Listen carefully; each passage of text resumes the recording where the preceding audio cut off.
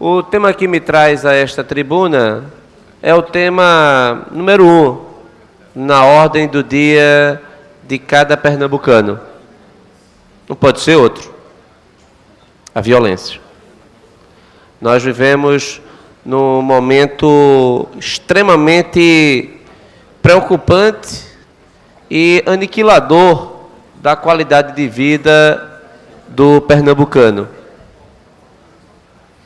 Eu acompanhei, todos acompanharam aqui, quando o ministro da Defesa, o ministro Raul Jungmann, que até a legislatura passada era companheiro nosso, colega nosso aqui na Câmara Municipal do Recife, ele, em entrevista à Globo News, afirmou que a violência em Pernambuco é maior do que a do Rio de Janeiro, em termos de homicídio por 100 mil habitantes. E, de fato, o ministro está certo. No Rio de Janeiro, a taxa de homicídios para 100 mil habitantes é de 40 para 100 mil, vereadora Ana Lúcia. Em Pernambuco, 56,9. É bom salientar que a média Brasil é 28,9. Então, a média Brasil, 28,9, Rio de Janeiro, 40, Pernambuco, 56,9.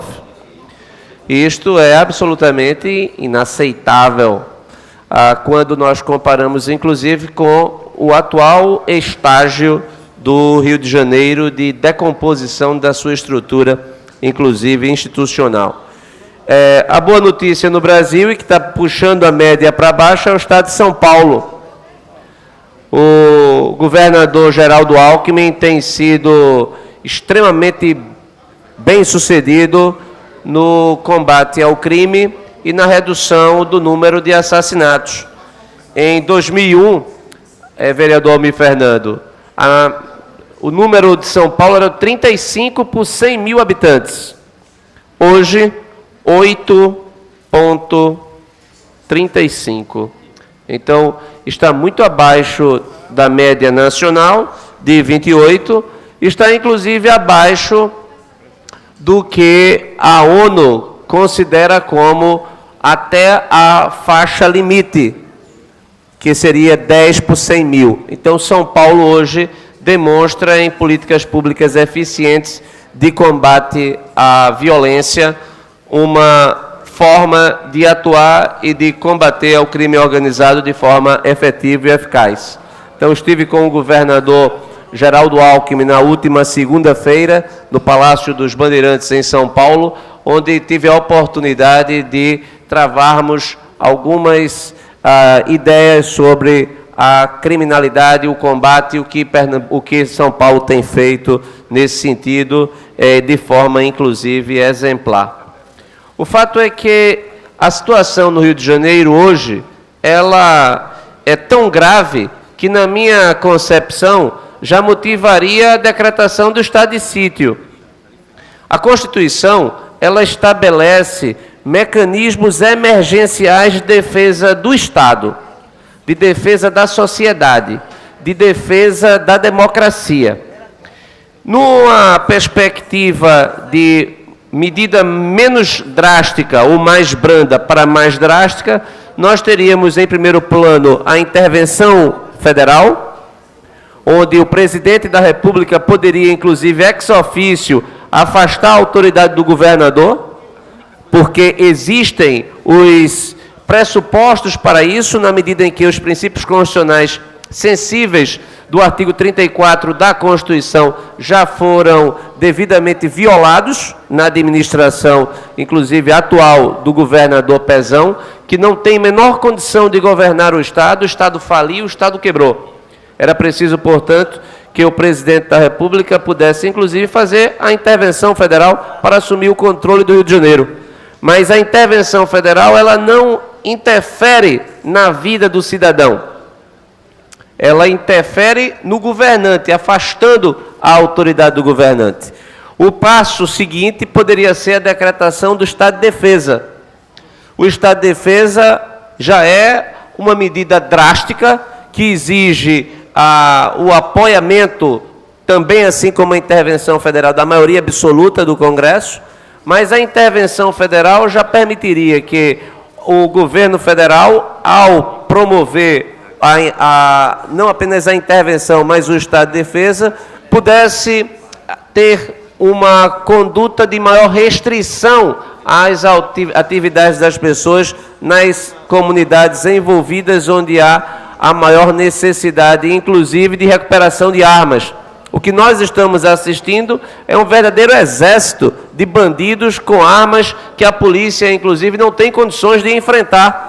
É preciso que a gente reconheça que não podemos esperar que o governo Pezão ele consiga recuperar essas armas e debelar esta grave crise a que está no Rio de Janeiro, a dilapidar por completo a vida, a segurança do povo fluminense. No entanto, ainda existe uma outra hipótese, e aí esta sim, a hipótese mais drástica prevista na Constituição, que é a do estado de sítio.